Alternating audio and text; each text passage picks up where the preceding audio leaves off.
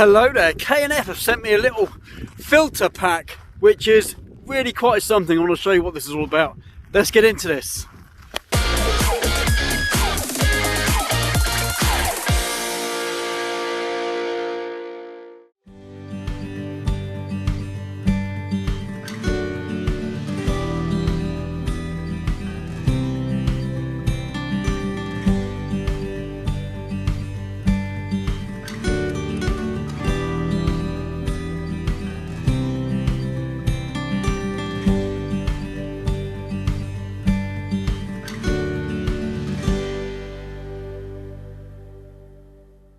Okay, ladies and gents, it is a really nice sunny day, but don't be fooled, it is absolutely freezing out. Welcome to another video. I'm down at Eastney Pier, which is in Portsmouth. Very quiet location. And I came down here for a very specific reason, because I have just done some work with a new filter pack that K&F sent me. Now, this is a magnetic filter ring that you just screw that onto the front of your lens. And I've got 3 filters that I can put just by... literally by magnetism. It's like magic, on and off the lens, and it's really quite something. So I've got a 10-stop filter, I have a circular polarizer, and I also have your normal UV filter, which I never really use, but they're useful in many situations, you know, especially when you're facing the sun. Potentially it does bring back some of the nice blue colours in the sky, so often they're quite nice. Apart from that, I don't really use them. People just use them mainly for a bit of security, so you don't scratch your lenses, that kind of stuff, and to get rid of a bit of sun glare. But if you've got really expensive glass, you shouldn't really be getting too much sun glare anyway. I have used all 3 of these in one go, and let me tell you for why. So I like my 10-stop filters, I like my long exposure photography, that's just a given. And having a system where I can just put a 10-stop on and take it off when I like is really quite good, because I go to a lot of locations where I want to get a lot of shots, but I also want to get a long exposure as well, and doing that quickly, often when it's really cold like today. My hands are freezing, by the way. It's quite difficult to screw these on, because you know I don't like the slotty in ones. I like the screw-in ones. It's not always feasible to screw. Oh, I'm freezing. It's not always feasible to screw your filters on quickly enough to get a shot that you might want to get pretty quickly, but to just plonk it on with a bit of magnetic magic. See what I did there? It actually works really well, so you get a really quick long exposure shot, and then take it off again and go back, reset all your settings, and go back really quickly and do your other bits and pieces. However, I've gone one step further, so I've got a circular polarizer that plonks on front of this as well, which is really quite good for places like this, especially at low tide. Now, I've got a lot of little puddles, little ponds, and this type of photography is really good for those beautiful Canadian lakes that you see, where in the foreground they've just knocked off the reflection so you can see through the water to the pebbles underneath. You can't do that normally, and you can't even do that in post, so a circular polarizer is actually quite important. It's really good to have one in your bag, and I use them now and again. Now, there's not often a time when I actually need them, but if I was in a situation where I was just a minute ago, where I'm facing my camera almost towards the sun, and I'm getting that sun reflected off the puddle in the water down here, and I'm sinking. I think that tide's coming in. Off of the reflection on this puddle down here, I want to actually see through and actually see the pebbles underneath there. You can't do that, and you can't even do that in post, really. There's ways and means you can emphasise the pebbles in post, but you can't really knock off the reflection. You need to do that in camera. Now, circular polarizer is brilliant for that. Just twisting the circular polarizer around to the point where you knock off the reflection on whatever surface it is. It could be any surface. It's really advantageous, and having that with a 10-stop filter and having a quick action plonk plonk, it's actually really quite good. And the quality of these filters are surprisingly really good. Now, if you look at the pictures I've shown you, there's not a lot I've done for the colour cast, so there's no real major colour cast in these filters, which is really quite something nowadays. And these filters are really thin, proper coated, so you can't scratch them.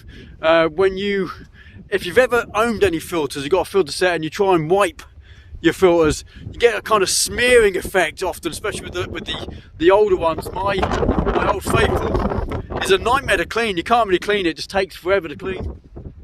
But these things, you get a nice little microfiber cloth, you wipe it off, and they're clean, they're really, really good. So yeah, so it comes with obviously the magnetic filtering, which you put on first and you can just leave on then.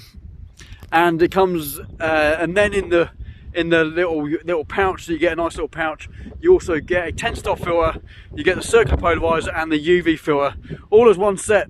And I've got to say, I'm quite surprised K&F aren't considered to be a sort of high-end make of filters.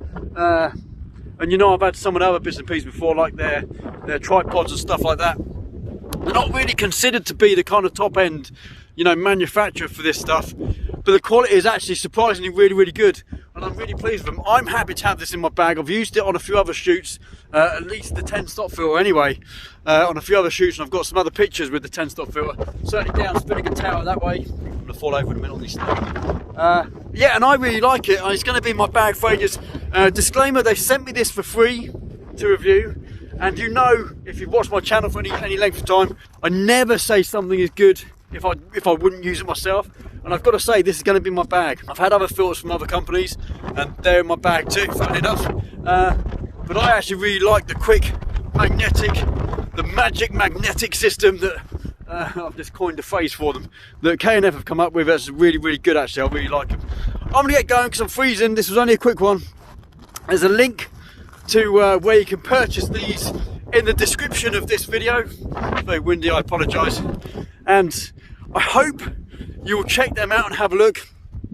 It is an Amazon link, that's just another disclaimer. So if you do purchase them, I'll get a couple of pence. It's not a lot, but at least it's something. But these are really well worth looking at. Remember to buy for the size of your biggest filter. I got them to send me an 82mm set because my biggest lens is 82mm, but you may not have that, so the link will go to the 82mm one. I might leave links to the other sizes down there too. Hope you all understand about when and where to use UV filters and when and where to use circular polarizers potentially. And having them in your bag, just as a plonk on, plonk off, as and when you need them, is actually really quite a good idea. Drop me a like if you've got anything out of this video, and if you haven't done so already, please consider subscribing.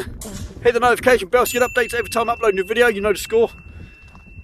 And share this video if you can, or leave me a comment down below. Let me know who you are, where you're from, and if you're interested in these filters, that'd be fantastic. And I'll see you in another video. Take care. Bye. Hi, I'm Andy, and I'm here to tell you about my new online landscape photography academy. It's not your traditional online photography course, it's also a mentorship program. Many of you most likely know me from my YouTube channel, and if you enjoy my process of getting an awesome image from the landscape around me, you can learn to do that too. So, how does it work? After signing up for the Landscape Academy, you will immediately receive access to all lectures taking you through every aspect of landscape photography. From beginner courses through to intermediate and onto the more advanced photographic techniques. At the end of each lecture, you'll be provided an assessment to progress you through the steps of creating an appealing image from beginning to end.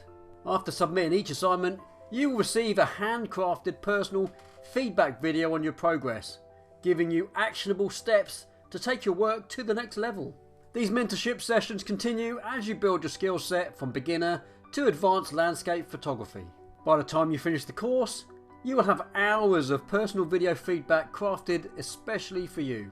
Additionally, the entire Landscape Academy is self-paced and you have a lifetime access to all of the content. So there's no need to worry about deadlines or losing access to the content after an arbitrary amount of time. You may want to skip the Beginner 1 course if you have a basic understanding of photography and a good grasp of camera settings. But if you're an absolute beginner, fear not, this course is designed to get you started from scratch. If you want to sign up and get more information, just click the link below or check out the Academy link on my website.